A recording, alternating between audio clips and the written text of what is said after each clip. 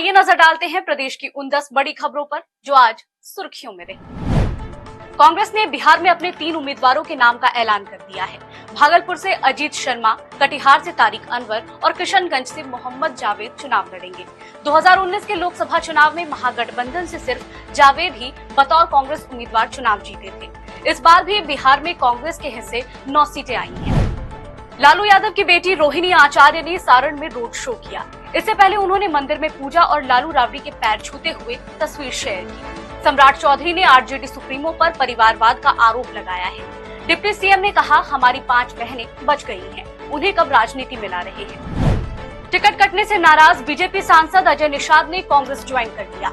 PCC chief Akhilesh Prasad Singh की मौजूदगी में उन्होंने दिल्ली में पार्टी की सदस्यता ग्रहण की। मुजफ्फरपुर से निषाद को कांग्रेस का उम्मीदवार बनाया जा सकता है। 3.5 लाख नियोजित शिक्षकों को पटना हाई कोर्ट से बड़ी राहत मिली है। सक्षमता परीक्षा में फेल होने या शामिल नहीं होने वाले टीचर भी अब पद पर बने रहेंगे। सरकार अब इन्हें नौकरी से नहीं निकाल पाएगी। मंत्री विजय चौधरी ने अदालत के फैसले का समर्थन किया है। लोकसभा चुनाव से पहले इलेक्शन कमीशन ने 2 जिलों के एसपी और डीएम का तबादला कर दिया है। भोजपुर के डीएम राजकुमार और एसपी प्रमोद कुमार यादव के साथ नवादा के डीएम आशुतोष वर्मा और एसपी अमरीश राहुल पर आयोग ने एक्शन लिया है। चारों को किसी भी इलेक्शन ड्यूटी में नहीं लगाने के निर्देश दिए गए हैं। आरा में 2 कट्ठा जमीन के लिए पिता पुत्र की गोली मारकर हत्या कर दी गई। 2009 में भी दोनों पक्ष से 3 लोग मारे जा चुके हैं। जमीन के इस विवाद में अब तक कुल 8 मर्डर हो चुके हैं। ये वारदात मंगलवार सुबह उद्वंत नगर थाना क्षेत्र के डगुनीपुर गाँव में हुई। भागलपुर के प्रतिष्ठित सुंदरवती महिला कॉलेज के नाम पर पॉर्न वेबसाइट बनाए जाने का मामला सामने आया है। प्रभारी प्राचार्य मुकेश कुमार सिंह ने एसपी से कड़ी कार्रवाई करने की अपील की है। उन्होंने कहा, कॉलेज का कोई भी कर्मचारी इसमें संलिप्त पाया जाता है तो उसे बख्शा नहीं जाएगा। पूर्व केंद्रीय मंत्री और बीजेपी नेता शाहनवाज हुसैन ने टिकट न मिलने के सवाल पर खुद को पार्टी का समर्पित कार्यकर्ता बताया। साथ ही कहा, मैं बीजेपी की सेवा करता रहूंगा। उन्होंने सभी 40 सीटों पर एनडीए की जीत का दावा किया है। लोकसभा चुनाव के लिए जेडीयू ने इलेक्शन सॉन्ग लॉन्च कर दिया है। इसमें रोजगार देने पर फोकस किया गया है। खास बात ये है कि इसे बच्चों ने तैयार किया है। इससे पहले बीजेपी ने भी बिहार के संग मोदी, मोदी संग बिहार गाने को लॉन्च किया है। पटना के नौबतपुर से पुलिस की वसूली का एक वीडियो सामने आया है। इसमें वर्दी पहने एक सिपाही सड़क पर बालू लदे ट्रैक्टर वालों से पैसे लेते नजर आ रहा है। भास्कर पर खबर चलाए जाने के बाद आला अधिकारियों ने आरोपी पुलिस कर्मी को सस्पेंड कर दिया। दिल्ली सरकार की मंत्री आतिशी ने आज सुबह प्रेस कॉन्फ्रेंस कर कहा कि भारतीय जनता पार्टी के मेरे करीबी सहयोगी के माध्यम से मेरे राजनीतिक करियर को बचाने के लिए उनकी पार्टी में शामिल होने के लिए मुझे संपर्क किया और अगर मैं बीजेपी में शामिल नहीं हुई तो आने वाले 1 महीने में मुझे ईडी द्वारा गिरफ्तार कर लिया जाएगा। आतिशी ने कहा कि पीएम और बीजेपी ने अपना मन बना लिया है कि आम आदमी पार्टी और उसके सभी नेताओं को कुचल दिया जाए और ख़त्म कर दिया जाए।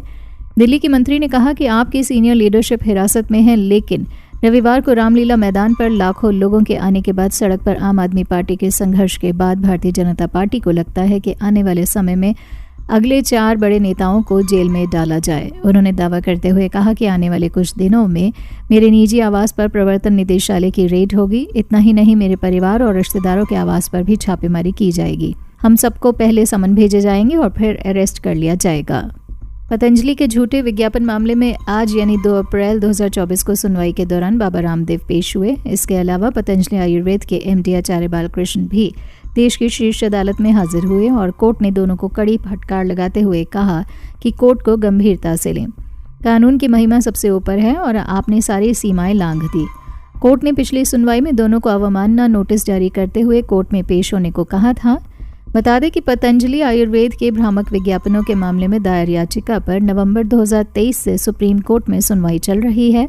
ये सुनवाई सुप्रीम कोर्ट में जस्टिस हेमा कोहली और जस्टिस असहदनुद्दीन अहमानुल्लाह की बेंच ने की। कोर्ट ने उत्तराखंड सरकार से भी पूछा कि केंद्र की सलाह के बाद क्या कदम उठाया गया। सुप्रीम कोर्ट ने रामदेव को हलफनामा दाखिल करने के लिए आखिरी मौका दिया। सुप्रीम कोर्ट 10 अप्रैल को मामले की सुनवाई करेगा। अगली सुनवाई पर बालकृष्ण और रामदेव को पेश होना होगा। भाजपा में शामिल हुए आम आदमी पार्टी के सांसद सुशील रिंकू और विधायक शीतल अंगुराल को वाई कैटेगरी सुरक्षा मिली है। केंद्र सरकार ने उन्हें वाई कैटेगरी सुरक्षा दी है।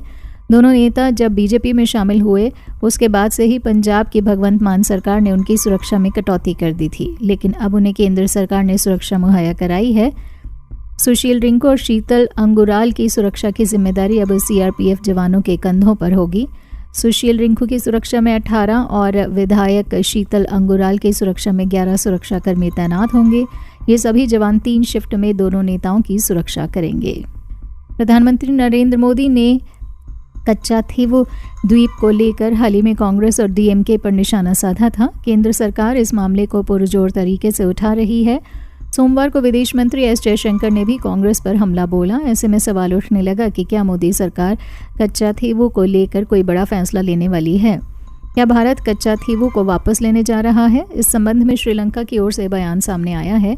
श्रीलंका के मंत्री ने कहा कि भारत की ओर से अभी इस मामले में कोई आधिकारिक आदेश नहीं मिला है।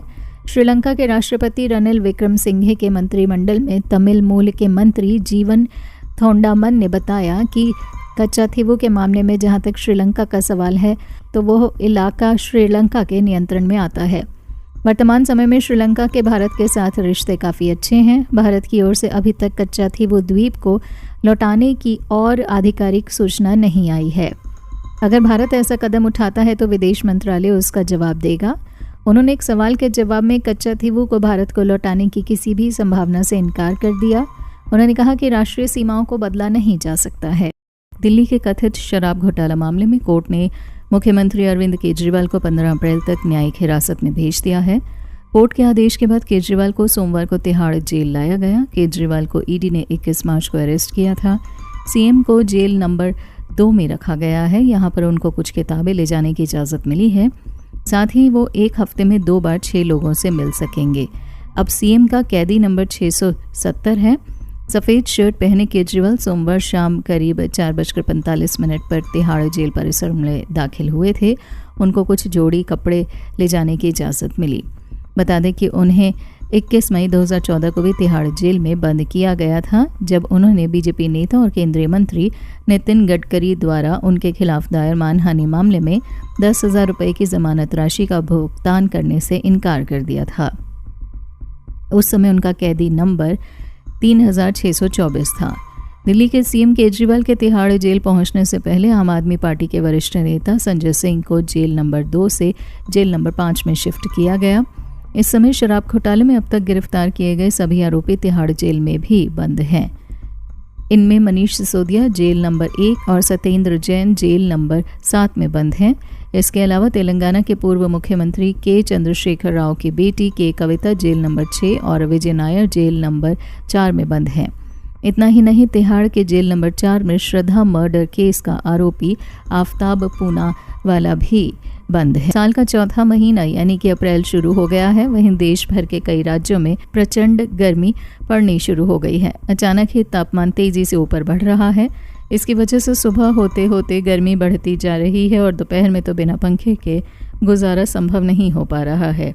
बीते महीने के अंत और अप्रैल महीने की शुरुआत में पड़ रही इतनी गर्मी को देखते हुए जून तक देश के कई राज्यों में झुलसाने वाली गर्मी पड़ सकती है।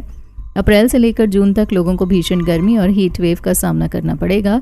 मौसम विभाग ने भी कहा है कि अप्रैल से जून की अवधि के दौरान ज़्यादा गर्मी पड़ेगी। इसका सबसे बुरा प्रभाव मध्य और पश्चिमी प्रायद्वीपीय हिस्सों पर देखने को मिलेगा। आईएमडी के महानिदेशक मृत्युंजय महापात्र ने कहा कि अप्रैल जून के महीने में देश के ज़्यादातर हिस्सों में अधिकतम तापमान सामान्य से ज़्यादा रहेगा।